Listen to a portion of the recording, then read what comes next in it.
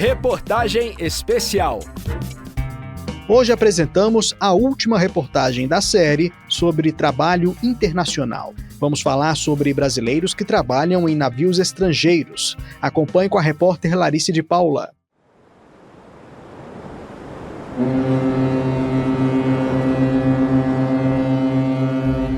Natália Ribeiro trabalha como tripulante a bordo de navios há mais de 12 anos. Ela já passou por 4 companhias que representam bandeiras de países da Europa e da América. Alguns contratos foram intermediados por agências brasileiras contratadas para prestar serviços a empresas de navegação. Em 2016, após ter trabalhado para uma companhia dos Estados Unidos, a profissional ajuizou uma ação na Justiça do Trabalho. Ela solicitou o reconhecimento de vínculo de emprego e o pagamento de verbas trabalhistas. A Justiça reconheceu o vínculo empregatício porque eu fui contratada no Brasil através de uma agência grande aqui do Brasil, né? Aí depois correu a causa, né? A causa foi aberta aqui no Paraná mesmo. Ganhamos a causa. Aí foi pago 13º, férias, adicional noturno, todos os direitos trabalhistas. Diversos casos que envolvem empresas de navegação e pessoas prestadoras de serviços são analisados pelo Tribunal Superior do Trabalho. Em 2023, a Seção 1 de Dissídios Individuais, responsável pela uniformização da jurisprudência, decidiu que a contratação de trabalhadores brasileiros para desenvolver atividades em navios estrangeiros em percursos em águas nacionais e internacionais devem seguir a legislação do Brasil naquilo que for mais favorável. Durante o julgamento, que envolveu 8 processos sobre o tema, o voto do ministro Cláudio Brandão, relator de um deles, foi seguido pela maioria.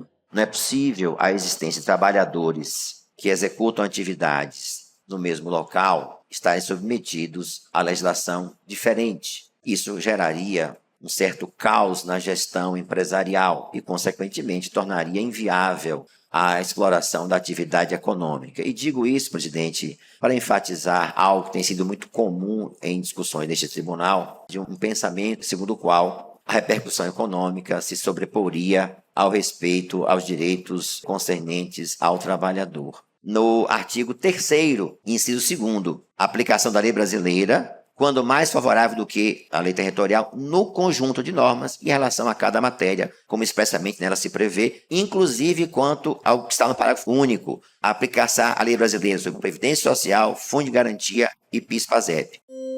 A desembargadora do Tribunal Regional do Trabalho da 2ª Região em São Paulo, Ivani Contini Bramante, ressalta que cada país tem jurisdição em um trecho do mar. Ela afirma que a lei do pavilhão sobre o trabalho da tripulação de navios era relativizada, principalmente nos casos de bandeiras de aluguel, prática em que a empresa dona do navio registra a embarcação em outro país para tentar ser submetida a leis e controles mais brandos. O que acontece na prática é que nós podemos ter um navio de propriedade da Itália que é arrendado ou afretado para uma pessoa da Grécia, a casco nu, que depois contrata uma outra empresa que contrata os trabalhadores para prestar serviço dentro do navio. E, às vezes, existem países onde não há legislação forte, então, vários países pequenos alugam as suas bandeiras, porque lá eles não têm legislação forte, não ratificaram nenhuma norma internacional. E isso nós consideramos burla à legislação, só para não cumprir as regras. Então, é possível afastar a lei do pavilhão e buscar onde o navio está matriculado e buscar a lei mais favorável.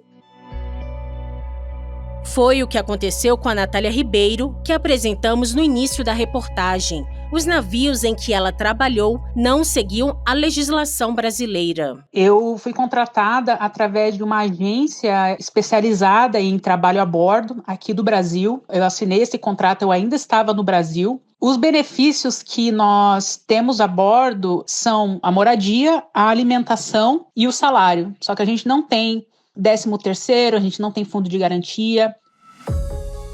Com o objetivo de promover e preservar os direitos trabalhistas das pessoas que atuam em alto mar, a Convenção sobre Trabalho Marítimo foi instituída pela Organização Internacional do Trabalho em 2006. O documento consolida e atualiza mais de 60 convenções, recomendações e protocolos sobre o tema. No texto, são estabelecidos requisitos e condições mínimas de trabalho. Há disposições sobre alojamento, jornada e remuneração. Além disso, também são previstas obrigações relacionadas à responsabilidade pela implementação e efetivo controle da aplicação da Convenção, enquanto Estado controlador do porto e enquanto Estado da bandeira. No Brasil, a norma passou a produzir efeitos jurídicos a partir de maio de 2021.